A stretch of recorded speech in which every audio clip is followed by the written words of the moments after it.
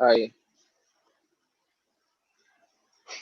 hi everyone. My name is Fatai, and I'll be taking you tonight on functions. So this is a Flutter class, and as you know, the programming language used with Flutter is that. So I'll be taking you today on functions. So firstly, I would like to talk on what functions are, or rather, before starting, yeah, during the week I shared the material on functions. I shared the post on functions in which I went in depth into explaining the practicalities behind functions and every other thing. So I went through the mobile channel and I saw that some of you were already going through it and reading about functions, and I was actually impressed. But one more thing, I saw that there were also people that were really not sure of what it entailed and they were quite confused. So for those kind of people, um, don't be too hard on yourself. With time, you will get hold of how things work with functions and every other thing about programming languages. So just enjoy the process of learning, and with time, you catch up on how things are actually done. So first off, I want to talk of functions. So in the material, I said functions are a set of instructions to achieve achieve a particular purpose. You get so functions are a set of code in which you write down to achieve a particular thing. So there are different types of functions. We have functions with no arguments, just like I mentioned here, functions with no argument and no return type. Two, functions with arguments and no return type. Three, functions with no arguments and return type. And lastly, we have functions with arguments and return type. So I'll be going in depth into discussing this kind of functions. I shared the notes earlier so that I won't be I won't really be talking too much because I wanted this class to just be more of live coding, and so people can really understand how to apply this in their codes instead of talking too much about theories and other things. You get. So first off, to define a function, we start with the word or the keyword void. We start with the keyword void. So now just print a simple function to just print a statement. So to start with that, so you have the keyword, then the next thing you will do is you write the name of your function. So I'll just give the function print statement, and then you use your brackets. After which, um, you say what you want the function to do. So yeah, I'll just say you should print um, this function has been called. Then this is me defining my function or declaring my function rather.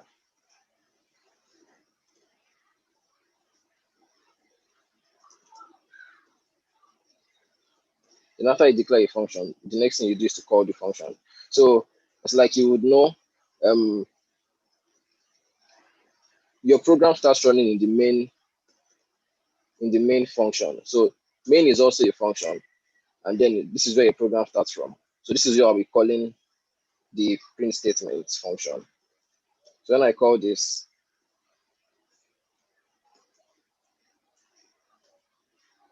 in the console over here, you would see this function has been called. When I run this, you see this function has been called. So this is a simple function, and the function takes in no argument and it doesn't return anything. So this is the first type of function. It doesn't take any argument and it doesn't return anything. So now I would try to give more than one examples on these different types of functions so that we really understand their use cases. So this is just a simple function that I created so that you can have an understanding of what functions are first off. So now I will try to like make a more robust example so that we can understand. I hope you guys are seeing my screen. Let me try to increase my font size so you can see my screen. Oh, this is too much.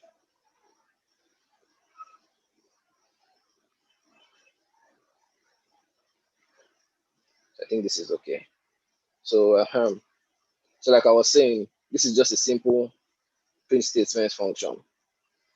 Now let's try to do a function to probably add two numbers. So I'll be creating a variable which I'll call this, maybe the variable type is an int. That's the first variable. Then I'll put the second variable n2 and give it 3. So now this function, I'll call it add numbers. So add numbers,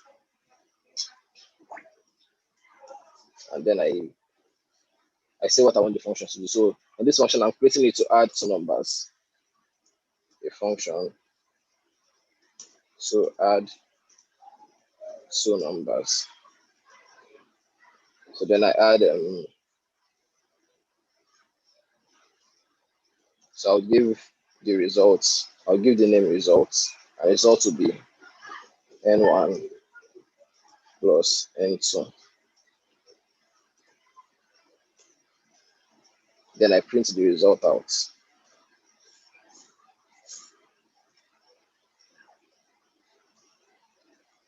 So when you do this, then you have to call the function. So like I mentioned, I have to write this, sorry. Let me give this name. Let me cancel this. So this is me creating a function to add two numbers, that's n1 and n2. Then I call the add numbers function. So when I do this, it prints the value of n1 plus n2 because so basically this function adds two numbers and the numbers is n1 plus n2. So that is n1 over here, which is 2, and n2, which is 3. Then it prints the result of n1 plus n2. So when you run this, this is me calling it. When you run this, it gives you the value of 5. That is, the result is 5. So this is just another example of you understanding the first type of functions, which is functions with no arguments and no return type. So no arguments meaning that it doesn't take in an input, and no return type meaning that it doesn't return anything. So I'll be going into the second type of functions now, which is functions with arguments and no return type. So that means this kind of functions will take in an argument, but they will not have a return type. I'll be using this type of functions to actually explain the importance of functions. So like I mentioned in the material, I said functions are particularly important so that you don't repeat yourself, because there's a concept in programming known as don't repeat yourself, which has an acronym of DRY, that's dry. So dry means whenever you're writing your code, it is always very important that you shouldn't repeat yourself so that you write lesser amounts of code and you can achieve the same purpose in general. So first off, I would cancel this. So this is the main. So I'm creating a function now to add two numbers together, but it will not only be adding two numbers. Like we are assuming that we have about maybe 10 different numbers. So I'll be creating 10 different, or I'll be creating 6 variables now, 6 integer variables. So n4, n3 rather, n3 is equals to maybe 4, n4 will be equal to 5, and n5 will be equal to 6, n6 will be equal to 7.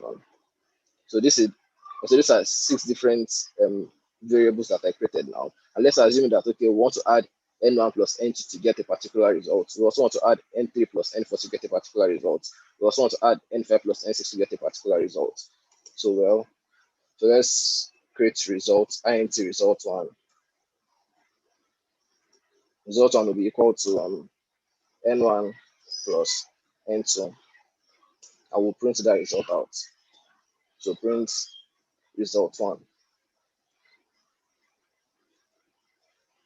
The second one will be int result two, which is n3 plus n4. We are printing that out as well. Printing results two. We're also printing result 3. So result 3 will be equal to n5 plus n6. So print results 3. So as you can see, this is just a simple function which is being done in the main function. So this is the first variable that I created, n1, the second variable n2. So I want to print the result of n1 plus n2, which is this over here. So I'll just be printing the first results.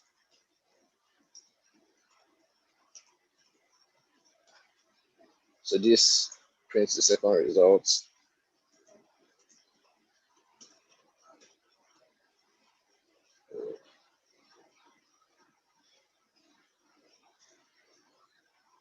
This prints the third result. So yeah, so this one adds n1 plus n2 prints it. This one adds n3 plus n4 prints it. This one adds n5 plus n6 and prints it. So when you run this, it will give you 3 different results. So that's the first one, 2 plus 3 gives you 5. The second one, 5 plus 4 gives you 9. The third one, 7 plus 6 gives you 13. But if you look at this code, you will see that the code actually has a lot of things in common. That the codes are practically the same thing, just that they're receiving different values. So this is where functions actually come into play, in which you don't repeat yourself, because it's basically the same code, just receiving different inputs. So in doing this, you can just create another function. So I'll call this function add numbers. So let me add the comments. Creating a function to add numbers. So like I said, you start with the keyword void. So you give it the function name. So I'll give it add numbers. Then the function will take in some inputs. So the first input you should take in will be n1. You give the variable name. So this one I'm talking on functions that take in arguments but don't have a return type.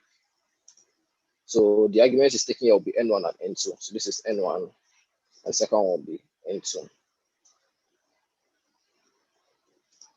n2. So what do I want it to do here? So I can just take this code over here, because like I mentioned, they are all the same thing, just that they are receiving different values. So I can just take this over here. I can copy it. Ctrl C. And I just paste it over here. So what I'm saying here in essence is that this function takes in an argument n1, takes in an argument n2, adds them both together, and prints the value out. So because of this, since I created the function, I just need to call the function here. So calling the function, I don't really need all this any longer. I could just cancel them. And I don't really need this also. So I could just call the function over here. Add numbers, that's the name of the function. Then I add 2, 3. That's for this first one over here. I call the second function 4, 5. I call the third function as well. And I give it the input 6, 7. So I could just delete it because I don't need it any longer. If you notice, we'll count the number of codes that we used for this, and we'll also go back to the previous one to see how many how many lines of code rather that we used for that as well. So as you can see, we've created the function now. Look over here. This is the value from the previous one we did, 5, 9, and 13. So when you run this, you'll see that it give you the same values, but with shorter lines of code. So this is one of the importance of functions. So now I'm running it, and as you can see, it gives you the same value, 5, 9, 13. So as you can notice over here, we achieved the same result with a shorter line of code. Counting this, you would see that this is first line 1, 2, 3. We created the function 4, 5, 6, and probably this 7. So let's just assume that we used like 7 lines of code to achieve this. But if you look at the previous one that was created, so I'll go back now. If you look at the previous one that was created, you see that it was more than 7 lines of code. So so this was before creating the functions. So if you look at this was 1, 2, 3, 4, 5, 6, 7, 8, 9, 10, 11, 12, and also with the print statements and some other spaces to make it look clean. So we'll just assume that it was about 15 lines of code. But the other one was 7 lines of code achieving the same result as 15 lines of code achieving the same result. So this is something very important in programming, in which programmers are very lazy people. They are very lazy, but because we usually apply our mental strength more than our physical strength. So instead of having to type more lines of code, why can't you just think of a way in which you can achieve the same purpose but with shorter lines of code and with shorter energy used? So that's one particular importance of functions in which you you create a code in which you use shorter lines of code to achieve the same purpose. So, and while creating your code, always make sure that they are clean. And when I say clean, I mean that you don't repeat yourself and you try as much as possible to make your code easy to read. So that's that on explaining the DRY concept, which is don't repeat yourself. So so moving forward,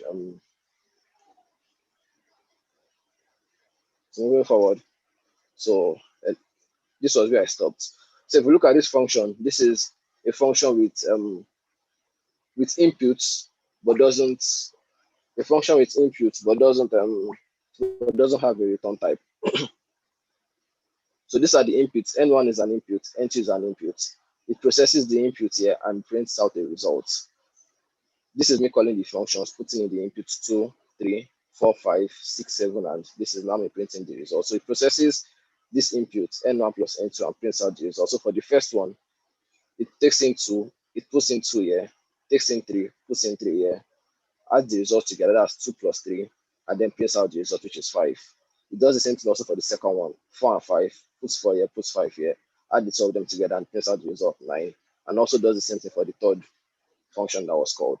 So this is one example of functions with input types but doesn't have a return type. So I'll be giving another practical example of this kind of function. So let's assume it's not even an assumption. So to create a social media account, the um the minimum age actually to create a social media account, I think, is 13 years.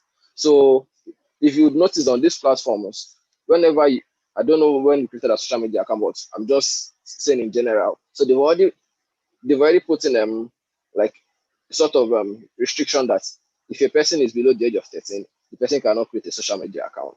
But if the person is above the age of 13 or 13 years, the person can create a social media account. So functions actually come into play in this kind of things, in which they'll create a function to actually check the age of the person that wants to create an account. So they check the age.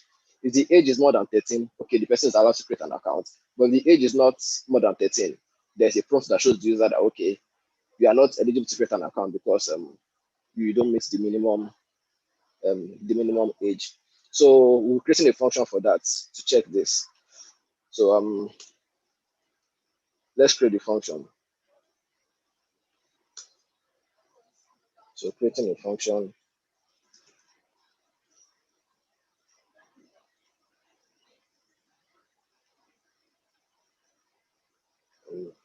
Okay, creating a function to check the age of a new user. So the first thing, use the void statement. So this particular function will be accepting the age of the user. That means the age of the user will be the input. So it accepts the age of the user, then it now checks the age of the user, whether the user is above or below the age of 13, and then now prints a statement to show the user that you are eligible to register or you are not eligible to register. So for the first one, so we'll give the name of the function grant permission. Grant permission. So it takes in the age, and then we decide what we want it to do. So if age is greater than or equal to 13, it should print you are eligible to register.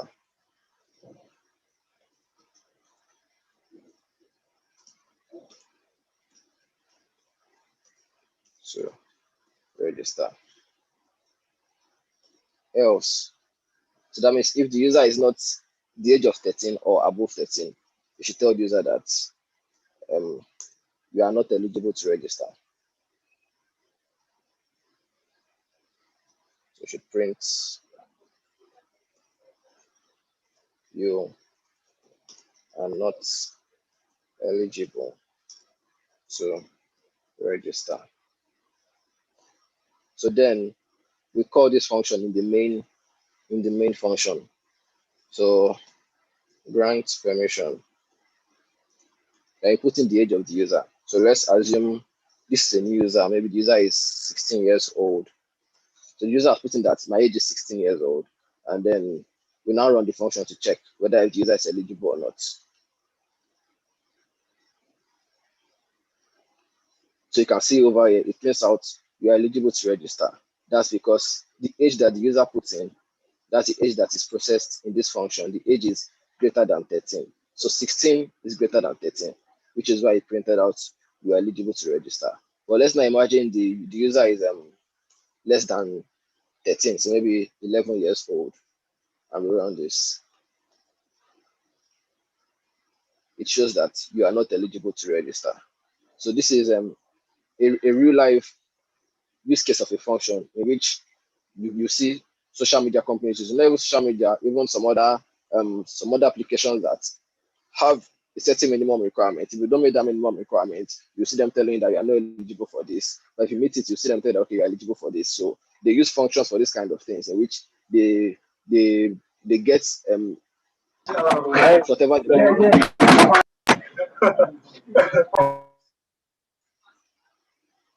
sorry. So as I was saying, so they get in whatever they want to compare and they process it within that function to decide whether if you are eligible or not. So if you're eligible, you can carry on, but if you're not eligible, they bring out a prompt telling you that you're not eligible to for this offer or whatever it is. So that is that. So and let's also imagine the user is 13 years old. So if it's 13 years old, it tells you that you are eligible because basically it is within the acceptable age, which is 13 or greater than 13. So that is that on functions that have arguments and also no return type. Now we'll be going fully into functions that have return types. So for the third one, functions with no arguments and return type. Let me just comment this out instead of canceling it. So functions with argument and return types. Sorry, functions with no arguments and return types. So return type means it means whenever you're creating a function and you're expecting the function to return something to you. All this we created there, you can see that the function wasn't returning anything. The function was just printing something in the console or doing something. But if you wanted it to return something to you, returning it means maybe you are getting a value from the function and you want to use that value somewhere else. That's when you now tell the function that, okay, when you finish processing this, return this value to me. Then the function now returns the value to you and then use it for whatever you want to use it for. So for this, I'll be creating so this is particularly helpful. This kind of function is particularly helpful if you want to use a function as an input in another function. So we'll be creating a function in which you add two numbers together. After adding the numbers together, you get a value. The value you use it as an input in another function, maybe to multiply it. So you multiply that. You multiply the value you got from the first function. You multiply it by another value to get a new value. So for this, let me first create the first one. So we'll call the function add number. So add number takes in two inputs, n1 and n2. Let me use n1 and n2. Then let me create over here. n1 is equal to 10, then int n2 is equal to 7. So this function takes in n1 and n2. So when it gets the value of n1 and n2, then it puts that value into a multiply function. So multiply. So multiply now takes in okay, now I'm speaking on functions with no arguments and return type. Okay. So I wouldn't be putting an argument inside there. I thought I was speaking on the third one. So this one is add number, and then so probably multiplied by, so let's say we want to multiply by 4. So this is the first thing. So now we'll create the function to do this. So this function is returning, since it's adding two numbers, it's going to add two numbers and then return that value. So returning that value returns an integer value. So if you are creating a function with a return type, you have to start that function with the keyword for that return type that you're expecting from it. So this one, the keyword we're expecting here is int, is an integer. You're expecting an integer as the variable type. So add number, and then put in whatever we want to add. So let's assume we are adding so let's call it results, which is equal to let's say 5 plus 10. So it adds, so this function adds 5 plus 10 and then it returns return results. So what this thing does is that it adds 5 plus 10 and then returns the results. So add number will now take in the value of 5 and then puts it in over here and multiplies it by 4. So let's create the function to the multiply function. So this one, since it's probably not returning anything, since it's just, so for multiply function, we're printing out the value of multiplying add number times 4. We print out the value of the console. So this one will just be void. Say if you are printing it, you are not returning it. So we'll give it the name multiply, and then we put in we give it let's say, so int, let's call it add results. That's the results from adding. Then int, let's just give this one num. So num for number, and then we now give it int results. So add results times multiplied by num,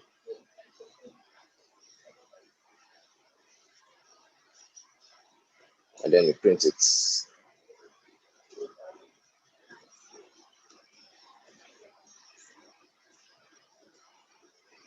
So let me change this to num1 because num is actually a key type is a keyword in that. So I'll change this to num1.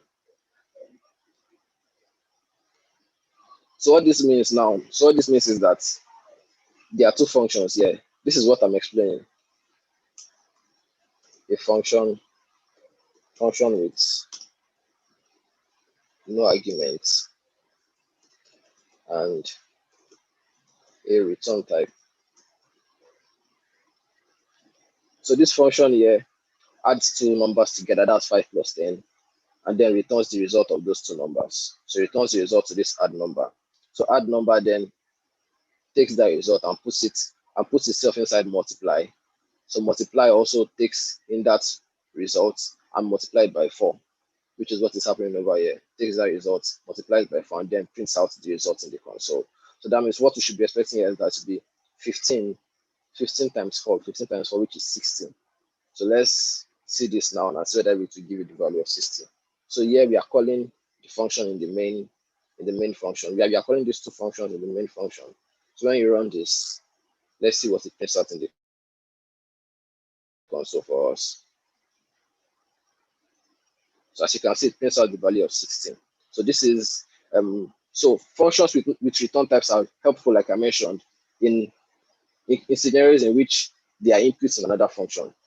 So for this add number is an input in this multiply function. So it returns the value of the result. It returns the value to this add number. So add number is down 5. It's now 15 rather.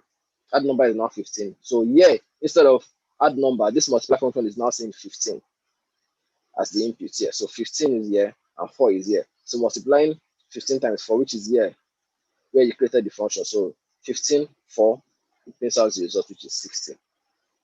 So that is for functions with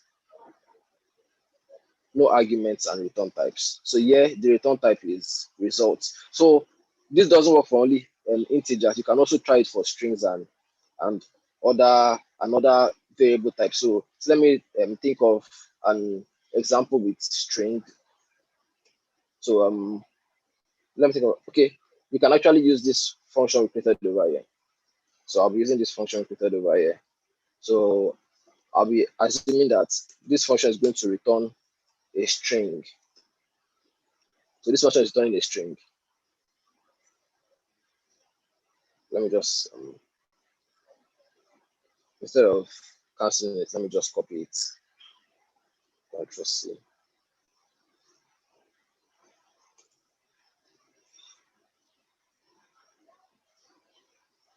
So yeah, this function returns a string. So what this function is basically doing is that it returns a string and it takes in the user's age, and then it decides what it wants to happen with sorry.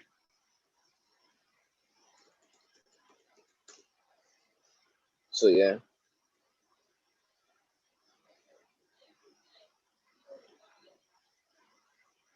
Okay. So I'm copying this in the main in the main in the main function.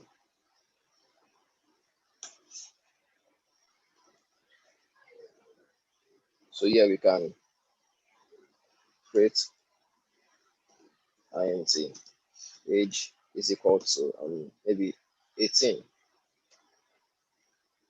So yeah, it sees it, and instead of a print statement over here, we can now use the return statement. So we tell it that okay, return if the user is greater than, or if the age of the user is greater than 13, return you are eligible. You are eligible. Else, if it does, else meaning if the user is not that age, you should return you are not eligible.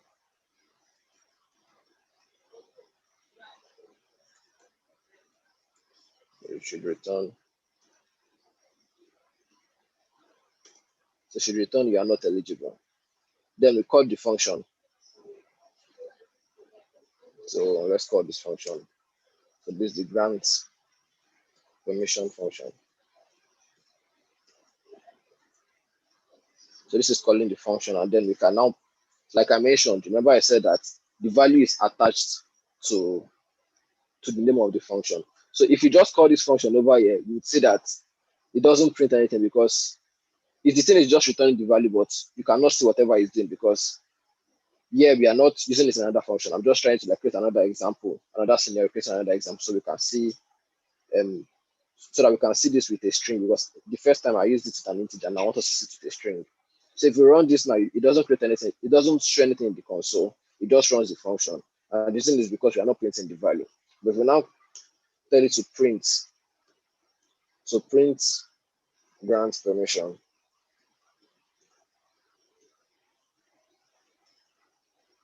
when you run this, then you see that it will print you are not eligible. So it will print you are eligible rather, because it is 18. So it prints you are eligible. And then if you change the age to maybe something else, 10 years, and you run this, it prints you are not eligible to register. That's because the user's age is less than the required age, which is 13 years old. So this is another example. The first example I created was with an integer, but this is the second example created with a string. So you can see that you can actually use any return type depending on what you want to achieve with your code. You get. So this is for the third type, which is functions with no arguments and return type. So this function doesn't take in an argument but has a return type, which is the string you are eligible or you are not eligible. So we are going into the fourth one, which is functions with arguments and return type. So that means this function will take in an input, which is also known as an argument, and now return something with that input. So for this, let's create another function here.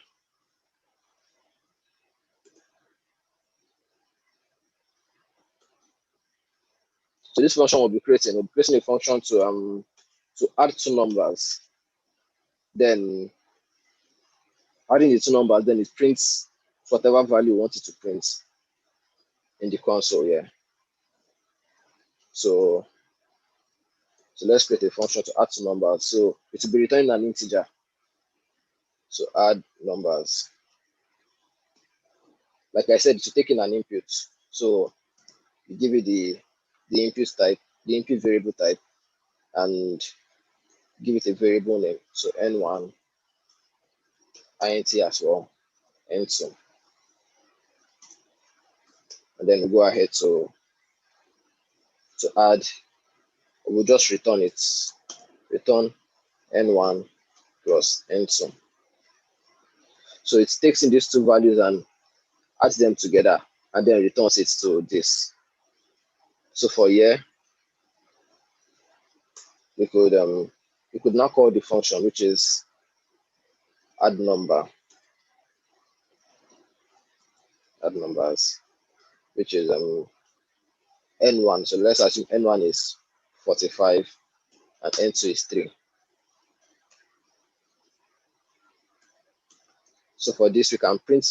If you run this, like I mentioned earlier, because it is assigning this, so whatever value it gets, it assigns it to this. So if you're not printing it, it doesn't show it in the console, because now it is seeing it as, because when it returns, it is now saying that this function is now storing a value. So it's more like a variable now storing a value. You get. So if you don't print it, you don't get to see it in the console because it has just stored it to the function. But if you print it, then you now see whatever value it is, or whatever value it is. Yes. So yeah. So instead of just calling it, you can print it. You can call it in a print statement. So print and then add numbers. Then you give the first number 45 and the second number 3. So when you call this now, it takes in the value 45 and the value 3, adds it here, 45, adds 3 here, and then add 45 plus 3, and then gives you, and then assigns that value. It returns that value to this, which is the add number, and then it prints the value out. So 45 plus 3 should give you 48. So when you print that over here, it will give you the value 48 in the console. So like you see, it gave you the value here 48.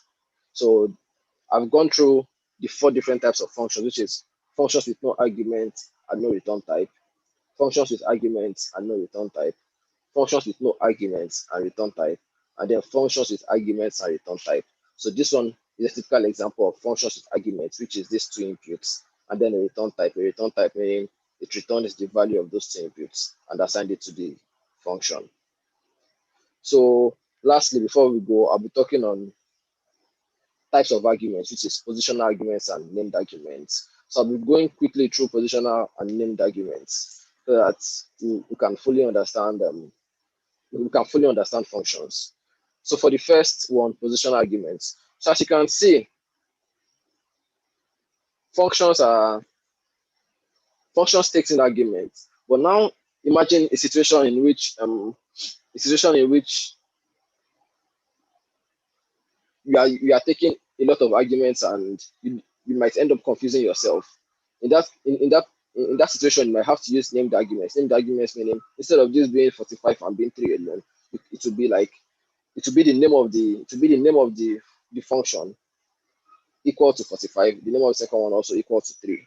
You get that is for named arguments. But every function we've been creating, or every function we'll be creating with arguments, these are all positional arguments. As you can see, they are all by positions. They are not named. So here is the first position 45. Here is the second position 3. So for us to see a typical example of a positional argument, I would try to give like a real life scenario of this. So real life scenario, let's imagine you order a boat ride or an Uber ride, and then whenever you order a ride, you see it at the top of your screen. It shows you that so so and so person, that's the driver. So let's say the driver's name is Femi. Femi is 15 minutes away, and they will take you to so so and so destination. So that means in that particular type of function, the function will take in the driver's name, which is Femi. It will take in the how long the driver is away from you. That's in time. That's maybe 15 minutes, and then it's not the destination the driver is taking you to. So let's create a function for that. So this is a typical use case of a function. That's a real life use case of a function. So let's create it void, because this function is not returning anything. It's just printing whatever it's doing in this in the console. So let me name it Uber trip. So Uber trip will take in the name of the driver. So string driver. We'll take in how far the driver is from you. So let's give that an integer, which is time. We'll give it time. Then take your destination as well. So string destination. Then after this, you now tell it what you want this stuff to do. So what you want it to do with this particular input. So what will be printed in the console is that notification that pops up for you, which is so let's say it should print in this statement, it should print so let's first so let me just first give you like a scenario. So Femi is arriving in 10 minutes. So take you to Ikeja. So in this one, Femi is the name of the driver. Time is 10 minutes. The destination is Ikeja. So for this, we would now use. I'm sure they would have taught you guys on concatenation. That's adding strings together. So for this, we'll use driver. That's the name of the driver. Then this will be time, and lastly, this will be destination.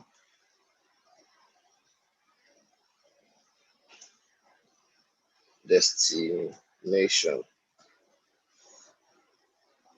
So for this, then you call the Uber function, the function which is Uber trip. You call it in the main in the main in the main function. So for this, remember I said the first one will be Femi. Femi. Then the second one will be the integer, which is the time. So Femi will arrive in 10 minutes to take you to Ikeja.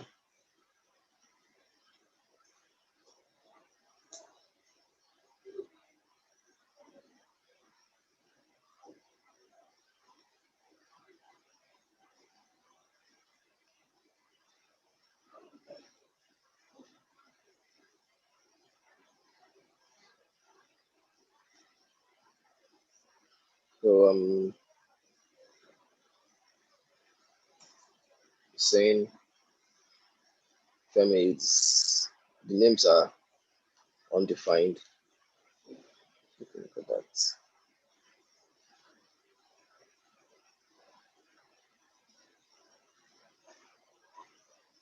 Let me just do this over here.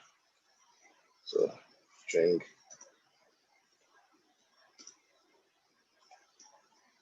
Oh, sorry. I could have put this in since it's a string. I should have done it this way, Femi, because it's like strings are meant to be put in in apostrophes. So Ikeja. So before it was seeing a string as probably like an integer. So when you do this over here, so it should print Femi is arriving in 10 minutes to take you to your destination, which is Ikeja. So when you run this in the console, you should see this. Femi is arriving in 10 minutes to take you to Ikeja. So this is so now see a problem with the positional arguments. Let's now imagine I now switch positions between Femi and this time here, which is, or let me switch places between Femi and Ikeja, because since they are both strings, it will be easier instead of having to correct some things.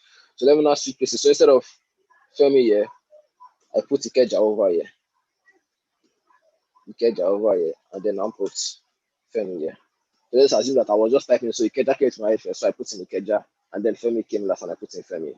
When you run this, it will still print it the same way, because the code is assuming that the first thing you're putting in the function is the first thing you're putting in the function is the name of the driver. But the code will not know that. The code is not smart enough to know that Femi is the name of the driver and Ikeja is the location. So when you run this, it will now show you Ikeja is arriving in 10 minutes to take you to Femi. So it shows you Ikeja is arriving in 10 minutes to take you to Femi, which is not the case, because it is Femi that is actually arriving in 10 minutes to take you to Ikeja. So this is one issue with the positional arguments. So in this kind of situation, instead of doing it this way, so that you are aware of whatever input you are putting in, so you have to wrap this in. You have to wrap this in curly braces. So curly braces are this kind of Sorry, this when I say curly braces, this is what I mean. Let me try to.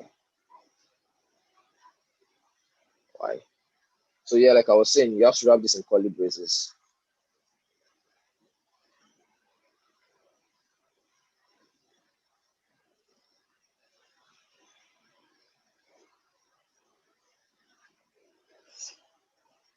So when you wrap this in curly braces, then it tells you that you have to put in. It gives an error here, because now you are not putting in, because now the code is seeing it as a named argument. Named argument meaning that you have to put in, okay, driver is this, time is this, destination is this. So for this, then you have to put in over here that.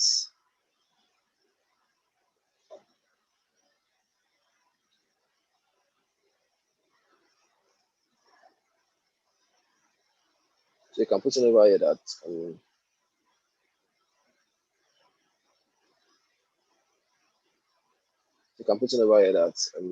the first one, which is driver, or let me start with destination first. So destination is Ikeja, time is 10 minutes, and then the last one, which is driver is Femi. So in this situation, you cannot scatter them, because the code now knows that, okay, the first one you are referring to, which is the first one, because it's already named, so the code knows that destination is Ikeja, time is 10 minutes, and driver is Femi. So however way you arrange them, the code will know that, the code will know to put each of them wherever they are needed. So if we now run this, it now shows you in the right way. Femi is arriving in 10 minutes to take you to Ikeja. So as you see over here, Femi is arriving in 10 minutes to take you to Ikeja. So positional and named arguments, it is very, very helpful to use positional and named arguments when use named arguments when you're receiving a lot of inputs, so that you're not confused. So because you're receiving a lot of inputs, you can easily name them that, okay, this is this, and this is this. So when you call them, the code will require you to put in the name of that argument and then assign it a value. Put in the name of the argument and assign it a value, and then put in the name of the argument and also assign it a value. But if you don't use the named argument, that means you must be sure that however way you're inputting them, whenever you're calling the function, it is the right way. Because if you're not doing it this way, your code would mix the input up and probably give you an output you don't want. So that is it on positional and named arguments. And if you want to make, so these arguments, you can choose to either make any of them required or not make them required. So if you want to make a named argument required, you have to use the at required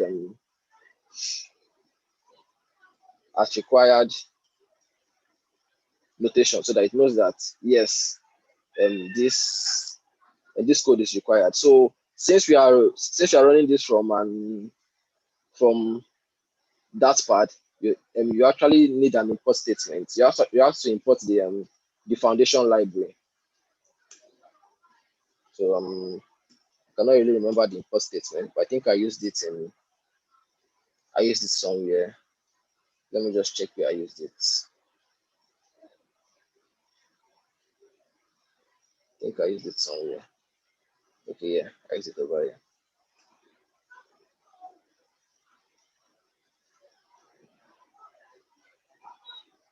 So if you want to use the required statements in the data part, you have to import the foundation library. So for this now, that means so what this means here is that if you are calling this function, you have to impute the driver input. If you don't input the driver input, to give you a scribbly error that this input is required. But if you notice here, if you don't put it in, let's assume you don't put it in, you would see that if you remove this driver, it doesn't give you an error because it is not required. So you can run the code without it, but running the code without it, it will print out a null value for driver. So to print out null is arriving in 10 minutes to take you to whatever destination, which is not right. You get. So if you know that there are inputs in which you actually need, you can choose to make them required so that when that code is being called, it will be the Flutter or that would remind you that come this stuff you are doing, you actually need to put in this input because this input is a required input. So when you are creating named arguments by default, they are not required. But if you want to make them required, you have to add the as required keyword. But for position arguments, whenever you create them, by default they are required. So by default here, they are required. But if you don't, if you now want to make them not required, you have to use the square brackets for it to make them not required. So for this, um, let me put Ikeja over here. Then let me use Femi here.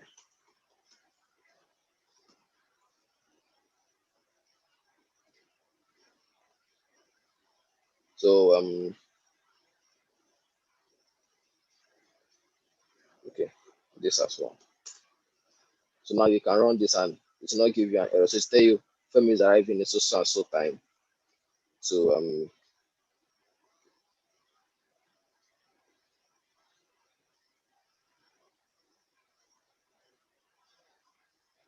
all right. So for this, as I mentioned, then I was talking on the required statement. So if you want to now imagine that we cancel out Ikeja. If you cancel out Ikeja, the code will give you an error because Ikeja is required. So it shows you over here that 3 positional arguments expected, but 2 found. These are the 2 found, Femi and time. So it needs an Ikeja or it needs a destination to actually know that, okay, this is where I'm going to. But if you want to make a positional argument not required, you put them in a square bracket. So you put this in a square bracket. So when you put this in a square bracket, it knows that there are some things here that will not be required. So if we now cancel the Ikeja, you'd notice that it doesn't give you an error because it expects that okay, not everything here is required, and that's it on functions. So I talked about functions with no arguments and no return type, functions with arguments and no return type, functions with no arguments and return type, and functions with arguments and return type. And I also talked on the different types of arguments, which are position arguments and named arguments. So the next few minutes, I want to use it to take questions. So I hope you guys have questions for me. So I'm checking the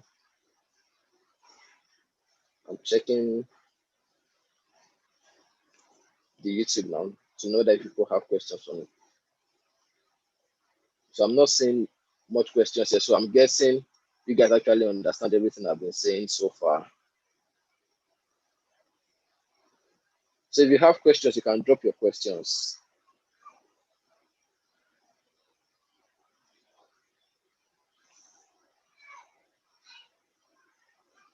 So yeah, I'm not seeing any questions. So I'm hoping you guys understood everything I've been saying so far. So please, if even after, for people that are not in the class currently, when you watch the videos and you have like a question to ask me, or you have like an issue with one or two things here, you can always reach out to myself or any other mentor to put you through.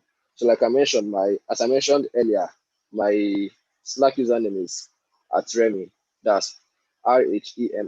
So if you have questions for me, you can always reach out to me on Slack or reach out to any Mura mentor and tell them that okay, please I'm having so and so problems and I would like you to help me with it. So yeah, thank you for thank you for coming to this live coding class, and I hope I was able to pass my knowledge to you guys. And even if I did not do a very good job, you can always reach out to me and I'll try as much as possible to explain, or I'll try as much as possible to help you with whatever challenges you are experiencing. So thank you, and that'll be all for tonight. Good night, everyone.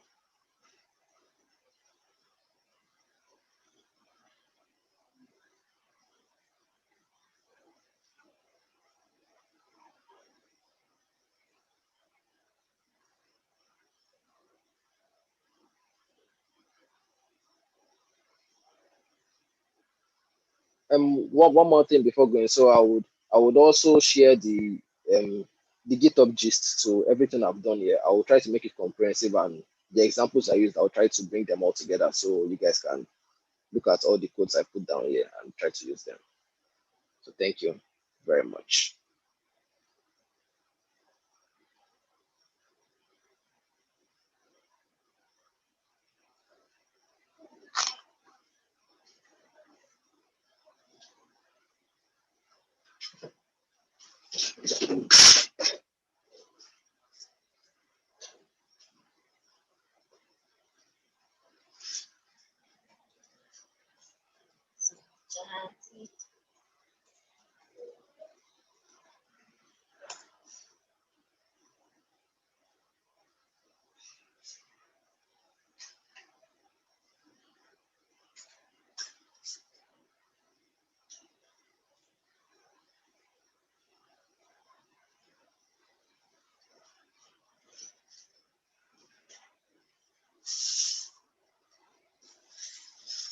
Oh, exclusive cyborg. I see a question you're asking. You said what the word return type actually does on our code. So return type returns the results you want. It returns the results to the name of the function. So now it now treats the function as a variable and now assigns the value that it returns to the variable. That is what return type does. Please, you can ask your question. If you cannot ask it over here, you can always reach out to me on Slack at Remy. But you said you have a question. You can also ask it here, and I will try to respond if it is possible.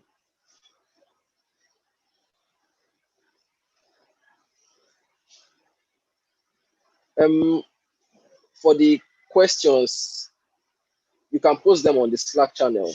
That's on the mobile channel. I'll try to go through it and try to respond to the questions I see in there.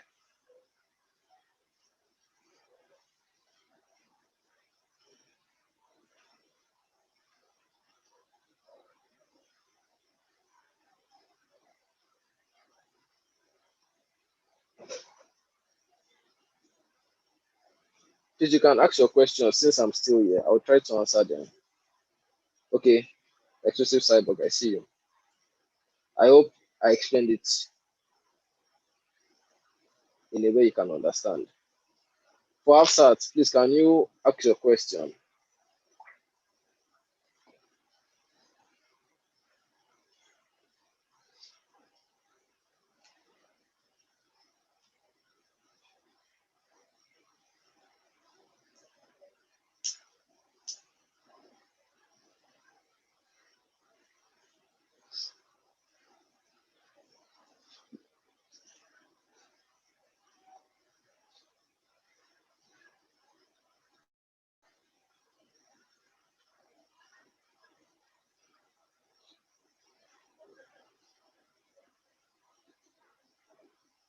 I don't see new questions being posted, so I'm guessing you guys don't have any questions for me.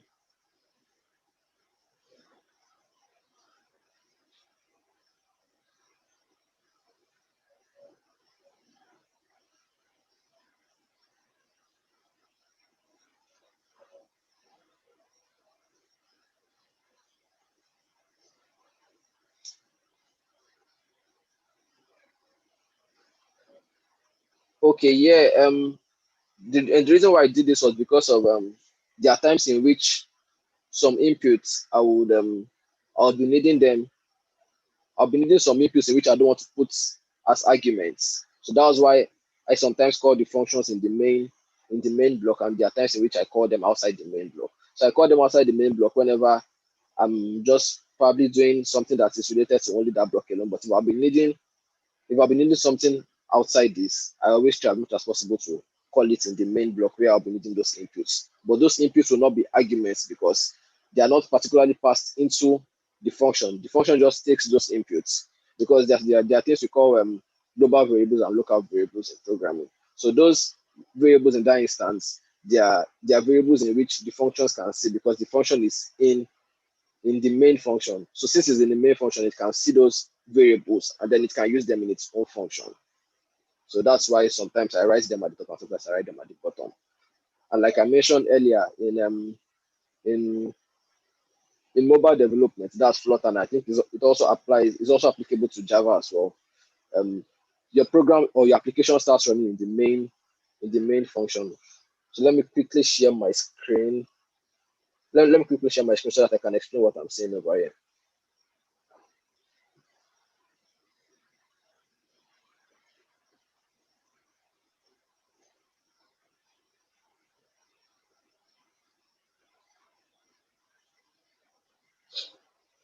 I'm trying to share my screen. Sorry.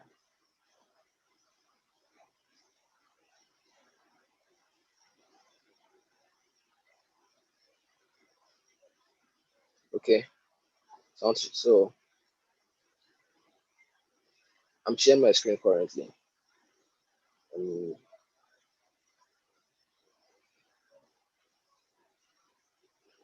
so yeah, okay, you say you get it now. Okay, so there's no need to explain further then. So I wanted to just show what I meant by writing something at the top. So for here, I was just saying your application starts running in the main function. That's in this function block over here, the main. So anyway, even when you start writing with your IDs, you notice that the main function is where your application basically starts from. So this main is where you call your first function to run your app. Then you can now create your function outside this. So this is where the function was created, and then this is where it is called. So every function must be called, or the first function of the application must be called in the main function because the main function is the entry point of your mobile app. So that is why I write this over here and I call this in the main function. Then this is not the function I created. So you are asking then that why is it that I write it sometimes at the top? I write sometimes at the top. Imagine a function in which I'm using maybe this n1, and then I create a function to print the value of n1.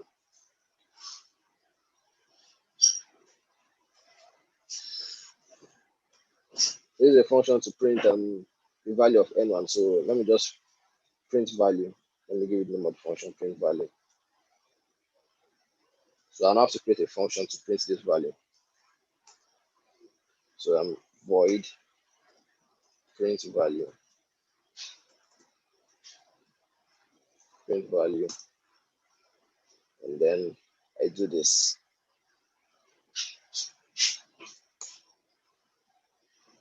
So I print so let's assume I want to print in n1. So for this now, so I want to print in the value of n1. So if you look at this function cannot see n1 because n1 is over here. And I don't want to create an argument. I don't want to put in this n1 as an argument. If it's a finite place as an argument, I could have just done this over here and just put int n1 and then passing the value of n1 inside here. So this one passes into here. So this one sees the n1. So if I print this now, so let me just give n1 a value here. So n1 is equal to 5. So if I print this now, it passes this 5 into here, passes it into here, and then prints 5. So when I print this, in the console, you'll see the value of 5. Sorry, I have to comment this out. Forgotten. Let me comment this also since I don't need it.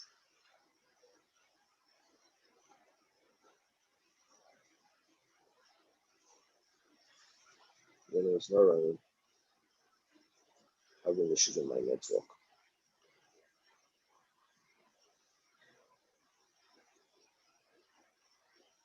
Let me try that again. Oh, this is it over here. Sorry, I was looking up. So this is it over here. So when you run this, it prints 5 here. So this is where the console is currently. So it takes in the value of 5, and then prints the value of 5 here. But I don't want to make an argument, which is why. So if I don't want to make an argument, if I try to do this over here, you'll see that it doesn't see the value of n1 because n1 is located in this function. N1 was created in the main function, but this one is just being called here. So this one doesn't see the n1. But now imagine I now carry this over here, and so that means I'm creating this function inside the main function. So if I create this over here, you see then that this one sees the value of n1 because now it has access to seeing the value of n1. So it sees n1, so I can print n1. Then I print n1 now. It prints the value of 5 also. So as you can see, it prints 5 over here. So that's why sometimes whenever I need a value in which I don't want to create an argument, I would likely create the function in the main function. But if I see that there's an argument which I just have to pass it, so I will likely create that outside the main function. So that's why I did. So that's why I was creating sometimes at the top and sometimes at the bottom.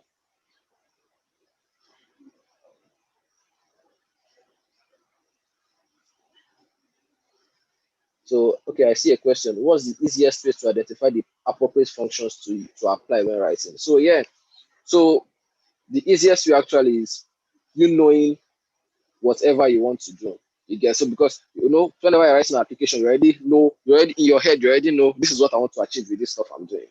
So since you already know what you want to achieve, then you know what kind of function you are creating. So if you are creating a function in which I'll be needing a value from this function, that means I have to return something. So that's when you now use a function that has a return type. But now if you're not creating a function that has a return type, but you are not actually imputing values in this. So if you're not imputing values in this function, okay, you know that okay, that means I'm not creating one that has an argument. I just have to create something other than having an argument. So that means the function doesn't have an argument, but it actually does something. You understand me? So it depends on you having an understanding of what you want to achieve with your code. So having an understanding of what you want to achieve with your code, then you know that this is what I want to do and this is what I want to do. So for the return type, like I mentioned, you can actually have a return type of integer, of color, of strings. So depending on what you want to do, then you decide whatever function you want to create. You understand me? So that is the essence of that. So that's the easiest way to identify the appropriate functions to use is you knowing whatever you want to achieve and then trying to put that into code. I hope that answers your question, Javin.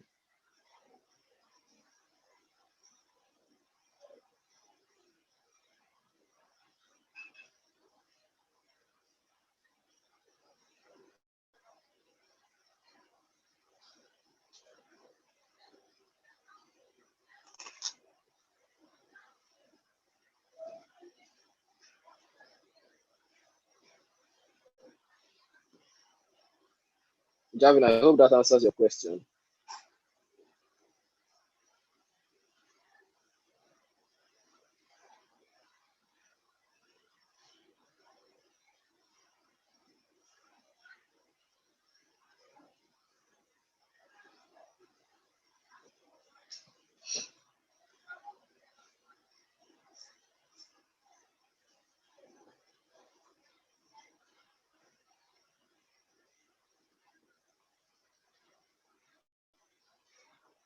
All right, Javin.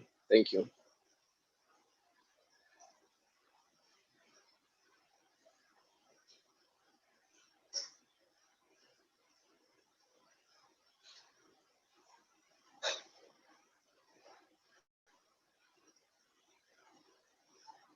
So since there'll be no more questions, I'll have to call Silos to end the live class.